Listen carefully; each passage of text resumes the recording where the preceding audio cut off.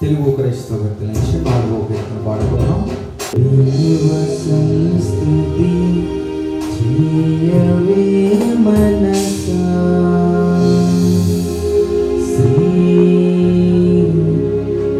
శ్రీమంతుడగు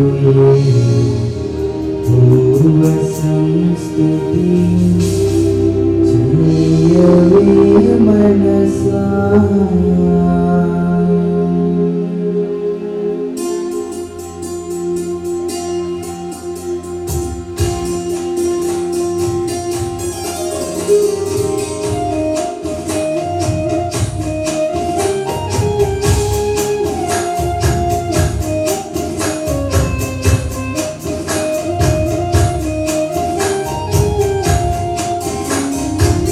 దేవ సంస్తుతి చెయ్యవే మనసా శ్రీమంతుడగోయే పూర్వ సంస్తుతి చెయ్యవే మనసా. పూర్వ సంస్తుతి చేయువాయ జీవమాయే హోవా దేవుని పావనాయ మమ్మును దీపువా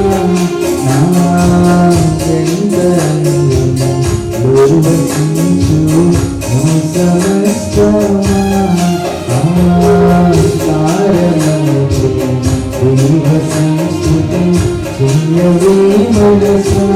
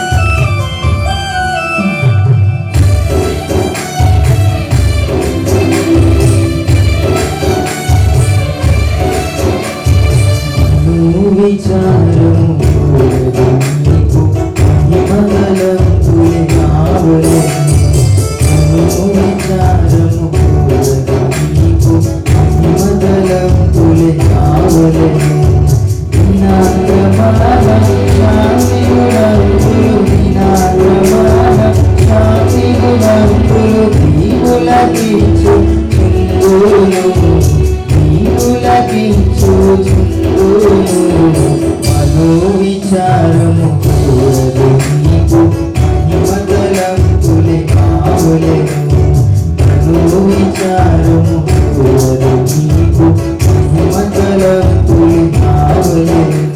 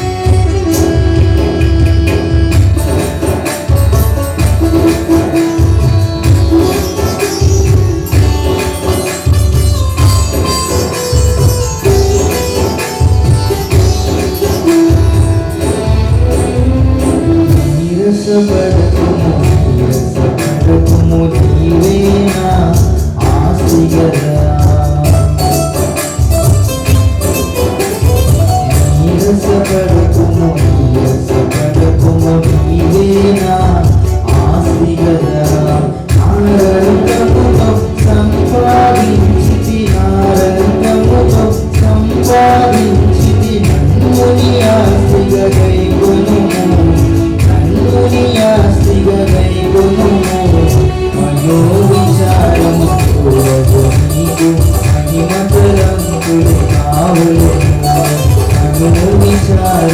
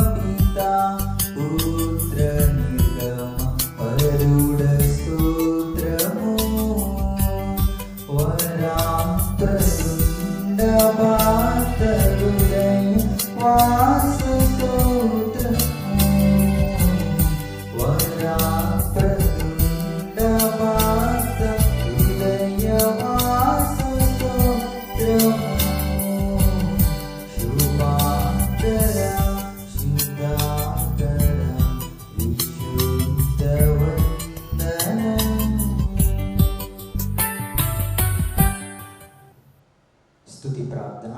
ఓ దేవా తండ్రిగాను కుమారుడుగాను పరిశుద్ధాత్మగాను ప్రత్యక్షమైన తండ్రి, నీ ప్రత్యక్ష నిమిత్తమై నీకు అనేక స్తోత్రములు. ఇప్పుడు నేను ఆరాధించే కృపా సమయము దయచేసినందుకు వందనములు. దోదులో పరలోక పరిశుద్ధులు నిన్ను స్తుతించినప్పటికీ మా స్థుతులు కూడా కోరుకొంచు నీకు అనేక స్థుతులు. నీవు కలిగి చేసిన సమస్త సృష్టిని బట్టి నీకు ఘనత కలుగుచున్నది. సృష్టి పాటు మేము నీకు నమస్కరించుచున్నాము. ఆరాధన పడిన నీకు కీర్తి కలిగినట్లు ఇక్కడ విషయంని దీవించుమని ప్రభు ద్వారా వేడుకొనుచున్నాము. ఆమేన్. ప్రియులారా, ప్రభునందు ప్రియులారా, మన మధ్య పరిశుద్ధులైన దేవుని సంధికి వచ్చినప్పుడు పూర్తిగా సర్వతంలో పరవశంపకపోవడము, మన పాప స్థితిని ఒప్పుకొని క్షమాపణ పొందడం మనకెంతో మేలు. మనము పాపము లేని వారమని చెప్పుకొని నడలా, మళ్ళా సత్యం ఉండదు. మన పాపమును మనం ఒప్పుకొని నడలా, ఆయన నామధావానికి పొందురు గనుక ఆయన మన పాపమును క్షమించి సమస్త దుర్నీతులను పవిత్రులుగా చేయను. మనము పాపము చేయలేదని చెప్పుకొని నడలా, ఆయన వచ్చేవారు మోదము. ఆయన వాక్యం మనలో ఉండదు. తన గమనకు పరిహారం అందినవాడు, తన పాపమునకు ప్రాయశ్చిత్తం పొందినవాడు ధన్యుడు. యెహోవా చేత నిర్దోషించబడినవాడు, ఆత్మలో కపటం లేనివాడు ధన్యుడు. ఆమేన్. మన పాపను ఒప్పుకొని మాత్రం నాతో కలిసి పరిశుద్ధుడు అయిన ఓ దేవా, మేము మా జన్మ బట్టి నైజమును బట్టి పాపలమైన, తలపును బట్టి చూపును బట్టి పాపలమైన, వింటను బట్టి మాటను బట్టి పాపలమైన, ప్రవర్తన బట్టి క్రియలను బట్టి పాపలమైన నీ కృపను పొందుటకు మేము అయోగ్యులము. మమ్మును క్షమించుమని నీ కుమారుని ప్రముఖముగా వేడుకొనుచున్నాము. ఆమేన్. ప్రియులారా, తన పరిమితమైన పరమును బట్టి విశ్వాసమైన పాపంలో క్షమించుచున్నాడు. శిక్షించకు ఇష్టపడడు, మన పాపంలో జ్ఞాపకము చేసుకొనడు. అట్టి తండ్రితో స్తుతించెదము. తండ్రి, నీవు పరిశుద్ధుడివై ఇన్నందున పాపులను అసహించుకోవలసినది గాని అట్లు చేయక చేరదీసి క్షమించున్నావు గనుక నీకు అనేక వందనములు. ఆమేన్. అందరూ విశ్వాస ప్రమాణం చెప్పండి. దేవుడు ఆదింతము లేని దేవుడని నేను నమ్ముచున్నాను. ఆయన ప్రేమ, న్యాయము, పరిశుద్ధత, శక్తి, జ్ఞానము, జీవము, స్వతంత్రత, స్వాభావికత్వము ఈ మొదలైన శుభలక్షణులతో నిత్యము మహా తేజోమయంగా ప్రకాశించినాడని నమ్ముచున్నాను. యేసుక్రీస్తు ప్రభు రూపమునకు మనుష్యుడిగాను అనాది స్థితిని బట్టి దేవుడుగాను సంచరించుచు దివ్యబోధల మూలముగాను అద్భుతముగు ఉపకారముల మూలముగాను నా పాపములు, నా వ్యాధులు, నా శిక్షలు తన సింహాలపై వేసుకొని మరణమౌట మూలముగాను ఆయన సమాధిలో నుండి మూడవ నాడు వెలుపలికి వచ్చి పరలోకమునకు వెళ్ళుట మూలముగాను తన నిజ దేవస్థితిని ప్రేమను వెల్లడించినాడని నమ్ముచున్నాను. ఇప్పుడు అందరి నిమిత్తమై విజ్ఞాపన ప్రార్థన చేయుచున్నాడని ఆయన రెండవ మారు సంఘమును కొనుపోవుటకు మేఘాశిరుడై వచ్చిననియు మిగిలిన వారికి ఏడేండ్ల శ్రమ కలుగుననియు తర్వాత అంత్యక్రీస్తునకును క్రీస్తునకును జరుగు యుద్ధములు అంత్యక్రీస్తు అబద్ధ ప్రవక్త నరకములు వేయబడదనియు సాతాను పాతాళములు 1000 ఏండ్లు బంధింపబడనియు ఆ తర్వాత ప్రభువు భూమి మీద 1000 ఏండ్లు పరిపాలన చేయననియు తర్వాత ఆయన సజీవులకును మృతులకును తీర్చిననియు నమ్ముచున్నాను. క్రీస్తు ప్రభు పాతాళములోని సాతానును విడిపింపగా అతడు భూమి మీదకు వచ్చి గోగు మాగోగు అనే పేర్లు గల సైన్యాలను ఏర్పరచుకుననియు అతడు దేవునితో యుద్ధము చేసి ఓడిపోవుననియు క్రీస్తు అతనిని నరకములు పడవేయననియు నమ్ముచున్నాను. అటు తర్వాత ఆయన అందరికును తీర్పు విధించనియు అవిశ్వాసులను నరకములోనికి పంపేయననియు నమ్ముచున్నాను. అటు తర్వాత ఆయన అందరికును తీర్పు విధించనియు అవిశ్వాసంలోనికి నరకంలోనికి పంపేయననియు నమ్ముచున్నాను. తుదకు భూమి మీద ఉన్న పరిశుద్ధులందరూ ఏకసంగముగా నునుట వలన భూమి పరలోకంలో ఒక భాగముననియు క్రీస్తు ప్రభు పరలోకములోను భూలోకములోను ఉండుననియు నమ్ముచున్నాను. నేను పరిశుద్ధాత్మను నమ్ముచున్నాను. ఈయన తండ్రితోనూ కుమారునితోనూ ఏకదేవుడిగానే ఉండి పనిచేచుడనియు ఈయన ఆవేశమునై దైవగ్రంథము వ్రాతలోనికి వచ్చినదనియు ఈయన వెలుగుపని బట్టి ఆ గ్రంథము అర్థమగుననియు తండ్రి ఉద్దేశించిన రక్షణ అనగా కుమారుడు అమూల్యమైన రక్తం వలన గడిచిపెట్టిన రక్షణ పరిశుద్ధాత్మయే విశ్వాసికి అందించిననియు నమ్ముచున్నాను. తండ్రి కుమారుడితో పాటు ఈయన కూడా సమానంగా ఆరాధన నొందదగు దేవుడనియు నమ్ముచున్నాను. పరిశుద్ధుల సవాసమును పునరుద్ధానమును జీవమును గలవని నమ్ముచున్నాను. ఆమేన్. పరిశుద్ధ గ్రంథములో మనం గమనించినట్లయితే ఇక్కడ ప్రవక్త అయినటువంటి యెషయా గారు ఆయన ద్వారా దేవుడు రాయించినటువంటి యొక్క వాగ్దానం మనం గమనించినట్లయితే వారిలో ఒంటరి అయిన వాడు 1000 మంది అగును, ఎన్నిక లేనివాడు బలమైన జనమగును. కానీ ఈ లోకములో మనమందరము కూడా ఒంటరి వారము, మాకెవ్వరూ లేరు అనేటువంటి ఆలోచన ఈ దినాల్లో అనేక మందికి కలుగుతున్నది. ఎందుకు ఈ యొక్క ఆలోచన వచ్చుతున్నది మనలో అంటే, ఎప్పుడైతే నీవు దేవుణ్ణి ఆశ్రయించకుండా లోకానుసారమైన జీవితాన్ని నీవు కలిగి ఉంటావో, ఈ లోకానుసారమైన జీవితము నిన్ను ఒంటరి వాణిగా నిలవబెడతాదట. దేవుని స్తోత్రం. నీవు దేవుని సహవాసాన్ని కలిగి దేవుని వెంబడించినట్లయితే నువ్వు ఒంటరిగా ఉన్నా కానీ నీ దగ్గర అనేక మంది దేవుడి సమకూర్చేవాడే ఉన్నాడట. అయితే ఇక్కడ మనం గమనించినట్లయితే ఈ దినాల్లో మనం అందరము కూడా ఒంటరి వారం అని చెప్పి బాధపడుతూ ఉన్నాం. నీవు దేవుణ్ణి కలిగి ఆయన వైపు చూసినట్లయితే నీవు ఒంటరి వాడవాగవు, నీ దగ్గర అనేక మంది దేవుడు సమకూర్చి నిన్ను ఆయన నడిపించేవాడై ఉన్నాడట. దేవుని స్తోత్ర. అయితే ఇక్కడ చూసినట్లయితే పరిశుద్ధ గ్రంథములో మనం చూసినట్లయితే యోసేపు గారిని మనం చూస్తూ ఉన్నాం. యోసేపుకు అందరూ ఉన్నారు, అన్నలు ఉన్నారు, తండ్రి ఉన్నాడు, అందరూ ఉన్నా కానీ అందరూ కూడా ఆయనను వెలివేసినట్లుగా మనం చూస్తున్నాం. ఆయన అలాగనే వెలివేయబడ్డానికి గల కారణం ఏమిటి అని మనం గమనించినట్లయితే, యోసేపు దేవుని యందు విశ్వాసము కలిగిన వాడు. అన్నలైన వారందరూ కూడా వారి వారి పనులలో సాగిపోతున్నటువంటి సమయములో ఈ యోసేపు ఒక్కడు మాత్రము దేవుని వైపు చూస్తున్నాడు.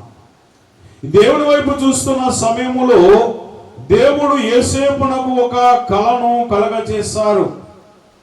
ఆ కలను కలగజేసినటువంటి సమయములో ఆ కలను అక్కడ ఉన్నటువంటి అన్నలైన వారందరికీ కూడా ఆయన చెప్పుచున్నాడట. చెప్పుచున్నటువంటి సమయములో ఆ అన్నలైన వారందరూ ఈ కలను విన్నటువంటి వారు ఆయనను తృణీకరించారట. ఎందుచేత అంటే ఇక్కడ మనం గమనించినట్లయితే ఆయన కన్నటువంటి కళ ఎలా ఉన్నది అని మనం చూసినట్లయితే అక్కడ మనం చూస్తున్నాం 11వ వచనములో 6వ వచనం 37వ ఆదికాండం 37వ అధ్యాయము 6వ వచనములో మనం గమనించినట్లయితే అతడు వారిని చూసి, నేను కన్న ఈ కలను మీరు దయచేసి వినుడి. అదేమనగా మనము చేనులో పనులు కట్టుచుంటిమి,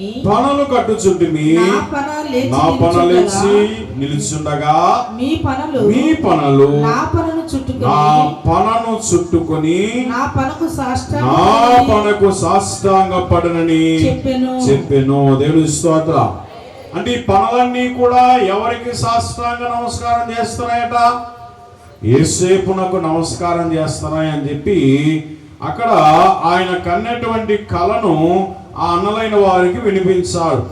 వినిపించిన వెంటనే అతనిని సహోదరులు, నీవు నిత్యముగా మమ్మను ఏలెదవా, మా మీద నీవు అధికారివి అవుదువా అని అతనితో చెప్పి అతని కలను బట్టి అతని మాటలను బట్టి అతని మీద మరింత పగపట్టిరి. దేవుని స్తోత్రం. ముందే వారికి ఈ యొక్క యోసేపు మీద పగ ఉన్నది. ఎందుకు పగ ఉన్నది అంటే, తండ్రి ఈ యొక్క యోసేపును ఎంతగానో ప్రేమిస్తున్నాడు. అందరికంటే, అన్నదమ్ములందరికంటే ఎక్కువగా ప్రేమిస్తున్నాడంటే యోసేపుని. అయితే యోసేపును ప్రేమిస్తున్నటువంటి సమయంలో ఇప్పుడు అన్నలైన వారు అందరూ కూడా ఆయన మీద అసూయ పడుతూ పగబడ్డారు. అయితే ఆ పగ కాకుండా ఇప్పుడు మరొక పగ వచ్చింది. అదేమిటంటే, ఈయన ఒక కల కన్నాడంట. ఆ కలలో ఈయన పనులు లేచి ఉన్నది, మిగిలిన పనులన్నీ కూడా ఆయనకు సాష్టాంగ పడుతున్నాయి అని చెప్పి ఆయన చెప్పినటువంటి ఆ కలను చూసినటువంటి వీరు ఈయనను చంపడానికి యోచన చేస్తూ ఉన్నారట. మరి సొంత తమ్ముడే కదా చెప్పనమ్మా, సొంత తమ్ముడే అయినా కానీ ఆయన దేవుని యందు విశ్వాసము కలిగి సాగిపోతున్నాడు కనుక ఇప్పుడు ఆయన కన్నటువంటి కళ ఇప్పుడు ఈయనకు ముప్పు తెచ్చిపెట్టిందట. ఈయనకి ఏం తెచ్చిపెట్టింది? ముప్పు తెచ్చిపెట్టి కనుక దేవుని విశ్వాసులారా, ఇప్పుడు ఈ అన్నలైన వారందరూ కూడా లేచి ఏం చేస్తున్నారంటే, ఈయనను ఎలాగైనా కానీ సంహరించాలని చెప్పి వారు ఆలోచన చేస్తున్నారు. ఆలోచన చేస్తున్నటువంటి సమయములో ఇప్పుడు ఈయనను ఒక గోతిలో పడవేశారట.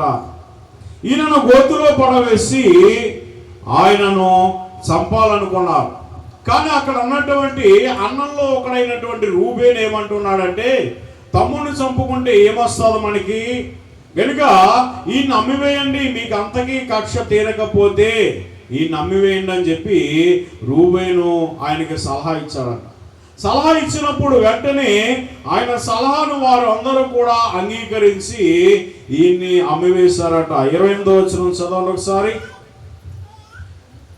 మిద్యానీయులైన వర్తకులు ఆ మీదుగా వెళ్ళొచ్చుండగా వారు ఆ గుంటలో నుండి యోసేపును పైకి తీసి ఆ ఇష్మాయేలీయులకు 20 తులముల వెండికి అమ్మివేసి. దేవుని స్తోత్రం. ఎంతమ్మా? 20 తులాల వెండికి ఈ యొక్క యోసేపును అన్నలైన వారు అమ్మివేశారు. అమ్మివేసి మళ్ళా ఏం చేశారంటే అతని పై వస్త్రమును తీసి ఒక మేకను వధించి ఆ రక్తములో ఈ యొక్క అంగీని ఆ వస్త్రాన్ని పెట్టి ఆ వస్త్రం తీసుకెళ్లి యాకోబు చూపిస్తున్నారన్న తన తండ్రి అయిన యాకోబు, ఇదిగో నీ యొక్క కుమారుడు, నువ్వు ఎంతగానో ప్రేమించుచున్న నీ కుమారుని ఏదో ఒక పశువు వచ్చి వధించి వేసింది అని చెప్పి అక్కడ అందరూ కూడా అలాగనే చెప్పారు. ఏమా చెబుతున్నటువంటి సమయంలో ఇప్పుడు ఈ యొక్క శాంతముగా ఉన్నటువంటి యాకోబులో ఏమొచ్చిందంటే దుఃఖము వచ్చింది. ఏమొచ్చిందమ్మా? దుఃఖము. ఈ దుఃఖముతో ఎంతమంది ఓదార్చినా కానీ ఆయన మాత్రం ఓదార్పు నొందలేకపోతున్నాడట. దేవుని స్తోత్రం. ఇదిగో మీకును మాకును మధ్య ఎవరు? దేవుడే మధ్యవర్తిగా ఉన్నాడు. మన ఉభయుల మధ్య సాక్షిగా ఉండునని యెఫ్తాతో అనేది. దేవుని స్తోత్రం. మరి మనం కూడా చాలా మంది ఎవరి మధ్యవర్తి పెట్టుకుంటారు? ఏమా పెద్దలు పెట్టుకుంటారు. పెద్దలు ఏం చేస్తారు చెప్పండమ్మా? పెద్దలు ఏమైనా చేయగలరా? ఏమి చేయలేరు. నువ్వు దేవుణ్ణి మధ్యవర్తిగా పెట్టుకో. దేవుడే నీకు కార్యము చేసేవాడే ఉన్నాడు. నీ తరపున వ్యాజ్యమాడేవాడు దేవుడు ఒక్కడే. నీ తరపున వ్యాజ్యమాడేవాడు దేవుడే.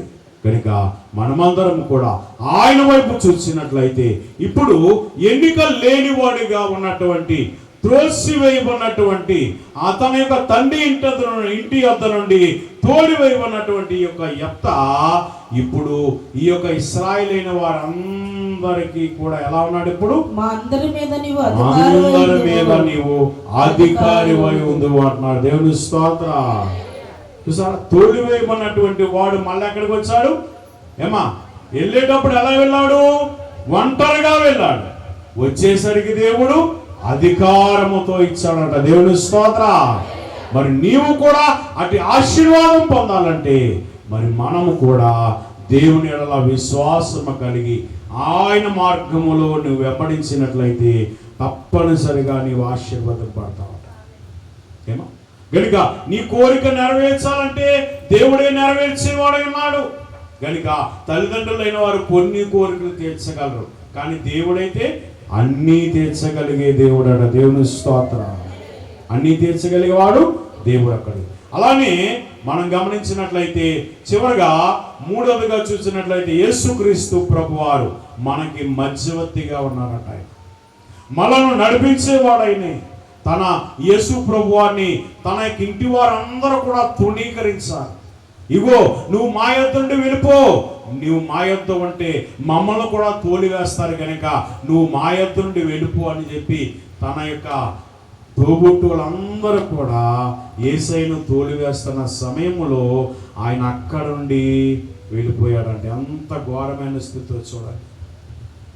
ఏమో యేసయ్యను ఏం చేశారు? తన తోబుట్టువులే ఆయన యొద్ద నుండి మా యొద్ద నుండి నువ్వు వెళ్ళిపో, లేకపోతే మమ్మలను కూడా శిక్షిస్తారని చెప్పి యేసయ్యను వారందరూ తృణీకరించారు. అయితే ఎవరైతే యేసయ్యను రమ్మని పిలుస్తారో వారి మధ్యకు ఆయన వచ్చేవాడైనాడు. దేవుని స్తోత్రం.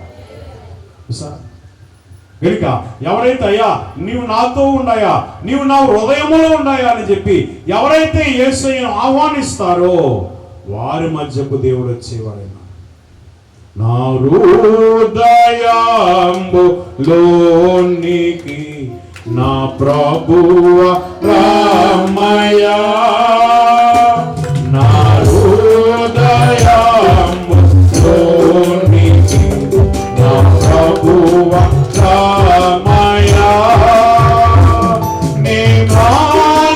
మోసేదా ప్రభు రక్తము తుడిచెను నీ ప్రాణము మోసేదా ప్రభు రక్తము తుడిచెను నీ ఆత్మే నా ఆత్మకేందు ఆయిని జీవము నీచెను నీ ఆత్మే నా ఆత్మకేందు ఆయిని జీవము నీచెను నా ఆత్మ నీకేందును నా ప్రభువరామయ నా ఆత్మ నీకేందును నా ప్రభువరామయ. ఇలాగా యేసు ప్రభుని ఎవరైతే పిలుస్తారో వారి మధ్యకు ఆయన వచ్చేవాడన్నాడు కనుక ఆయన మన దగ్గర ఉంటే మనకి ఏ కొదువ ఉండదట, ఏ లేమి ఉండదట. కనుక నిత్యము ఆయన మన యొద్ద ఉండడానికి మనం ఆయన మార్గములో నడిస్తే ఆయన మనతో ఉంటాడంట. దేవుని స్తోత్రం. కనుక ఇక్కడ మనం గమనించినట్లయితే యేసు ప్రభు వారు ఆయన గలిలయ ఆ ప్రాంతములకు వెళ్ళినప్పుడు అక్కడ ఒక ఆయన ఎక్కడున్నాడు, అడవి యొక్క సమాధుల్లో ఆయన ఏం చేస్తున్నాడు, సహవాసం చేస్తున్నాడు.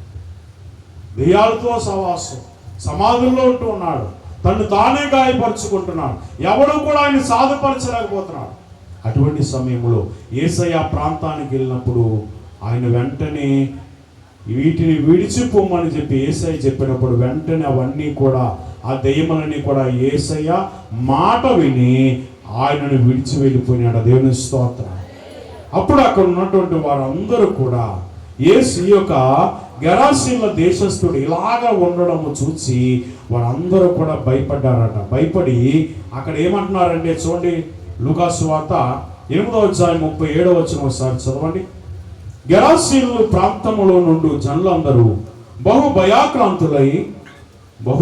భయాక్రాంతులైన గనుక తమను విడిచిపోమని ఆయనను వేడుకొని. ఎందుకంటే ఈ దెయ్యములను శాసించినటువంటి సమయంలో ఆ గెరాసీనుల ప్రజలందరూ కూడా భయపడుతున్నారు. కానీ వారందరూ భయపడుతున్నారు, కానీ అక్కడ దెయ్యముల చేత విడుదల పొందినటువంటి ఆ మనుషుడు మాత్రము ఏం చేస్తున్నాడో చూడండి.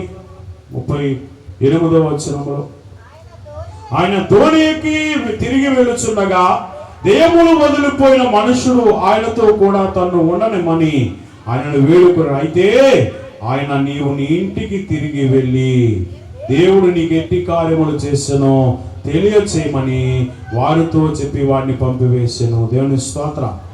అలాగే మనకి కూడా దేవుడు ఇక్కడ ఎట్టి కార్యములు, ఎట్టి గొప్ప ఆశ్చర్య కార్యములు, ఎట్టి అద్భుత కార్యములు చేస్తున్నాడు. మనం కూడా మన గృహాల దగ్గరికి వెళ్ళి మన యొక్క గ్రామాల్లోనికి వెళ్ళి అనేక మందికి ఈ యొక్క గెరాసీనుల దేశస్థుడు వలె సాక్ష్యం ఇచ్చేవాడిగా ఉండాలట. గెరాసీను దేశస్థుడు వలె సాక్ష్యం ఇచ్చేవాడిగా నీవున్నట్లయితే దేవుడు నిన్ను కూడా దించేవాడన్నారు. గెరాసీనుల ప్రజలు మాత్రము యేసేను వెళ్ళిపోమన్నారు. కానీ ఈ దెయ్యములు వదిలిపోయినటువంటి ఈ మనుషుడు మాత్రము యేసేను వెంబడిస్తున్నాడట. అలానే మనమందరం కూడా ఆయన వెంబడించే వారముగా ఉండే ధన్యత తండ్రి మనందరకు దయచేసి ఒంటరిగా ఉన్నటువంటి మనలను ఆ 1000 మందికి అధిక జనముగా చేసేవాడు దేవుడు గనుక ఎన్నిక లేనటువంటి వారిని మరలా అధికారిగా యెఫ్తాను ఎలాగనైతే తీసుకొని వచ్చారో అలానే దేవుడు మనలను కూడా ఆశీర్వదించేవాడన్నాడు. అట్టి ధన్యత తండ్రి మనందరకు దయచేయుగాక. నీ సన్నిధిలో ఉన్నటువంటి మమ్మలను నీవే దీవించండి. నీ దేహం అనే దేవాలయములున్న మమ్మందరినీ బలపరచండియా. తండ్రి నీకే స్తోత్రములు. నాయనా యెఫ్తా ఎలాగనైతే ప్రభా తృణీకరింపబడినా గాని, నాయనా ఒక్కడగా ఉన్నా గాని, వెలివేయబడినా గాని మరలా నీవు ఆయనను ఆశీర్వదించావు గనక అధికారిగా నీవు చేస్తావు. తండ్రి నీకే స్తోత్రాలు. నైనా నీకే వందనాలు చెల్లించుకొనిచున్నా. ఇశ్రాయేలు అందరి మీద అధికారిగా నియమించావు. తండ్రి నీకే స్తోత్రాలు. అలానే ప్రభా నైనా యేసేపు విషయములో నాయనా ఆయన అన్నలందరూ కూడా ఆయనను ఇదిగో గోతిలో పడవేసిన, వస్త్రహీనత చేసిన, అమ్మివేసినా గాని మళ్ళా ప్రభా ఐగుప్తు దేశములో నీవు ఆయనను ఆశీర్వదించావు. ఆయన చేర్చుకున్నటువంటి ఐగుప్తు దేశమున గృహమును నాయనా నీవే దీవించిన తండ్రి, నీకే స్తోత్రం. నాయనా నీ యొక్క దీవెన పొందాడు గనుక ఆయన కన్నా కళ్ళను నెరవేర్చావు తండ్రి, నీకే స్తోత్రాలు. అలానే మేము కూడా ప్రభా నీ చేత ఆశీర్వదింపబడ్డ వారముగా నాయనా నీ మార్గములో మేము నడుస్తూ నాయనా నీవు ఇచ్చినటువంటి పనిని నాయనా మేము నమ్మకముగా చేసుకునే భాగ్యము మా అందరకు దయచేయండి ప్రభా. నాయనా నీకే స్తోత్రములు. దావీదు చెప్పిన విధముగా ప్రభా నీవే పని పూనుకున్నాను, ఎక్కడ తిరిగినాను అన్నిటిలో వివేకముగా నడుచుకుందుకున్నావు ప్రభా. నాయనా ఇదిగో తండ్రి యేసయ్యా, యేసేపుకు ప్రభా వివేకం అనేటువంటి గొప్ప ఆశీర్వాదమునిచ్చావు. అలానే ఇదిగో జ్ఞానైన సొలొమోను కూడా నీ మార్గములో నడిచాడు గనుక అతి గొప్ప ఆశీర్వాదమునిచ్చిన తండ్రి, నీకే స్తోత్రాలు. మేము కూడా అలాగన ఆశీర్వదింపబడి వారిలాగన నీవే మమ్మల్ని దీవించి ఆశీర్వదించమని తండ్రి నాయనా నీ పాదముల పట్టు అడుగుతున్నా. నీ సన్నిధిలో కూడి వచ్చిన ప్రతి బిడ్డను మీరే నిండార్లుగా వృద్ధిని కనపరిచి మహిమను పొందమని, ప్రతి వారి యొక్క అంతరంగ ఆలోచనలు స్థిరపరిచి బలపరిచి మహిమ పొందమని, అలానే వారి గృహములను, వారి బిడ్డలను, వారి కలిగిన సమస్తమును మీరే దీవించి ఆశీర్వదించి మేలు కలగజేసి నీ ఆశీర్వాదములతో నీవే నింపమని తండ్రి నీ పాదముల పట్టు అడుగుతున్నా. నాయనా వందనములు, స్తోత్రములు.